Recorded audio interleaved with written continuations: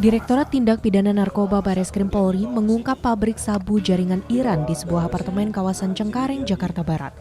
Dalam penggerebekan ini, 2 orang ditetapkan sebagai tersangka.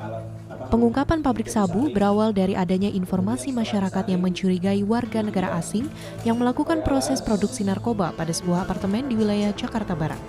Berdasarkan informasi ini, penyidik melakukan pendalaman dan mengamankan tersangka HR yang merupakan warga negara Iran. Dari pendalaman, polisi melakukan pengembangan lanjutan dan mengamankan RP yang merupakan warga negara Indonesia. Dari penangkapan ini, polisi mengamankan barang bukti berupa bahan pembuatan narkoba, diantaranya kristal sabu siap edar, bahan baku sabu sebanyak 12,36 kg, aseton sebanyak 2.500 ml, dan peralatan untuk memproduksi sabu. Teman-teman, saya akan menjelaskan tahap terkait dengan pengungkapan kasus ini.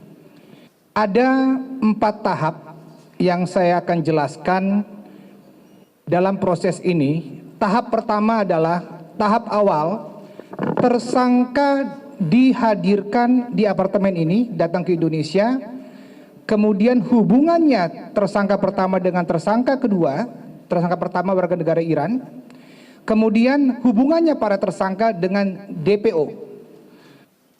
Kemudian tahap kedua adalah tahap tersangka ini melakukan pengadaan barang-barang prekursor yang ada di depan, pendukung produk sabu dan bahan bakunya.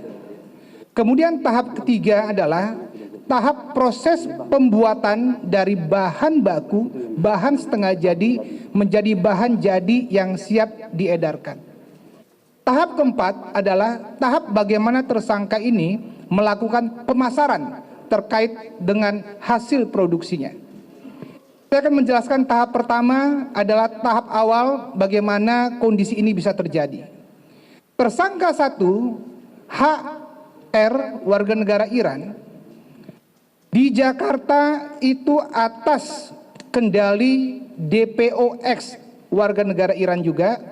Kita sedang melakukan pengejaran dan ditawari untuk bekerja memproduksi narkoba. Clear, tersangka 1 mengetahui apa yang akan dia lakukan. Dengan diberikan uang awal 10 juta untuk masuk ke apartemen ini di Bilangan dan Mogot dan nantinya akan berproses lanjut.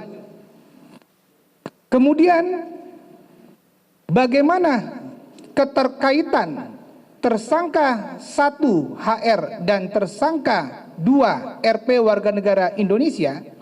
Setelah penangkapan tersangka HR, kami melakukan pendalaman dan melihat secara data komunikasi, ternyata di handphonenya kami melihat ada komunikasi dengan tersangka kedua, tersangka RP.